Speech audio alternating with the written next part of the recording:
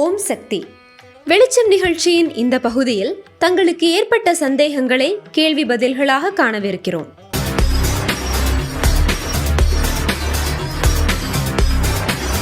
மேல்மருவத்தூர் ஆதிபராசக்தி சித்தர் பீடத்தின் அதிகாரப்பூர்வ செய்திகளையும் ஆன்மீக கருத்துக்களையும் தெரிந்து கொள்ள இப்போதே மேல்மருவத்தூர் சித்தர் பீடம் யூடியூப் சேனலை சப்ஸ்கிரைப் செய்து கொள்ளுங்கள். மேலும் பெல் ஐக்கனை கிளிக் செய்து புதிய காணொளிகள் மற்றும் ஆன்மீக குரு அருள் திரு அம்மாவின் அருள் தரிசன நேரலைகள் போன்ற பல செய்திகளை உடனுக்குடன் பெற்றிருங்கள். கேள்வி எண் 1.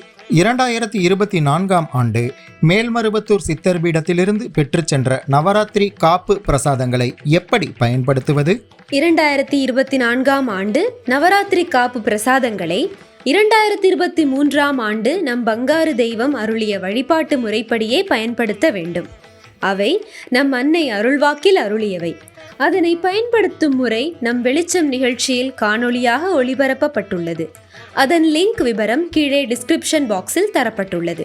கேள்வி எண் 2. பிரதி வியாழக்கிழமை தோறும் நம் மேல்மருவத்தூர் சித்தர் பீடத்தில் நடைபெறும் குரு வழிபாட்டில் கலந்து கொள்வதற்கு பதிவு செய்ய வேண்டுமா?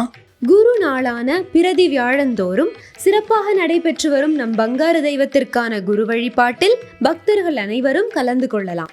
இதற்கான எந்த முற்பதிவுகளோ கட்டணங்களோ இல்லை. அனைவரும் தாம் விரும்பியபடி நம் குரு பங்காரு அம்மா அவர்களை ஆத்மார்த்தமாக வழிபாடு செய்யலாம். கேள்வி எண் 3. பங்காரு அம்மா அவர்களின் குரு சிலையை எவ்வாறு சித்தர் பீடத்திலிருந்து பெற்றுச் செல்வது?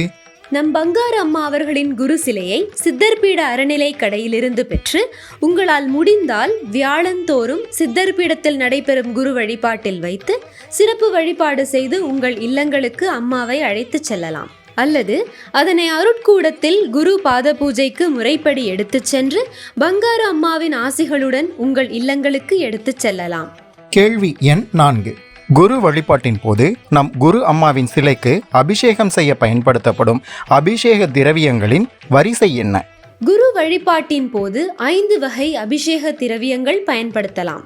1 மஞ்சள், 2 இளநீர், 3 சந்தனம், 4 பன்னீர், 5 விபூதி.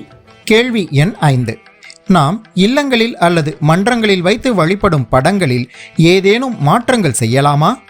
கண்டிப்பாக இல்லை. நம் இல்லங்களிலோ அல்லது மன்றங்களிலோ வைத்து வழிபடும் பட ஒழுங்கு நம் பங்காரு தெய்வம் அருளிய ஒழுங்கு. அதில் எந்தவித மாற்றமும் செய்யலாகாது. இடமிருந்து வலமாக முறையே நம் பங்காரு அம்மா, அன்னை ஆதிபராசக்தி கருவறை படம், பங்காரு அம்மா அவர்களின் திருவடிப்படம் மட்டுமே வைத்து வழிபட வேண்டும். பங்காரு அம்மா இல்லாத கருவறை படமும் வைத்து வழிபடலாகாது. கேள்வி எண் 6. நம் அதர்வன பத்திரகாளி சன்னதியில் சில பக்தர்கள் புதிய முறை வழிபாடுகள் செய்கிறார்கள்.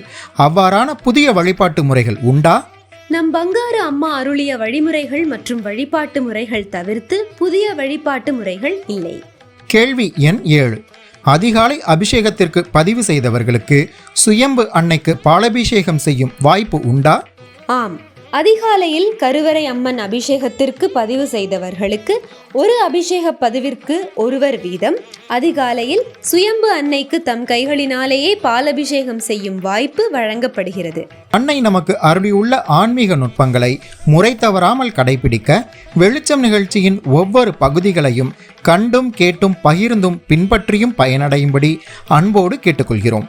மேலும் தாங்கள் தெரிந்து கொள்ள விரும்பும் அன்னை அருளிய ஆன்மீக வழிமுறைகளை பற்றி கமெண்ட் பாக்ஸில் தெரியப்படுத்துங்கள்.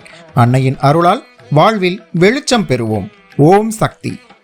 ஓம் சக்தி. மேல்மருவத்தூர் ஆதிபராசக்தி சித்தர் பீடத்தின் அதிகாரப்பூர்வமான மேல்மருவத்தூர் சித்தர் பீடம் யூடியூப் சேனலை சப்ஸ்கிரைப் செய்து எங்களுடன் இணைந்திருங்கள். மேலும் மற்றவர்களும் பயன்பெற இந்த லிங்கை ஷேர் செய்யுங்கள்.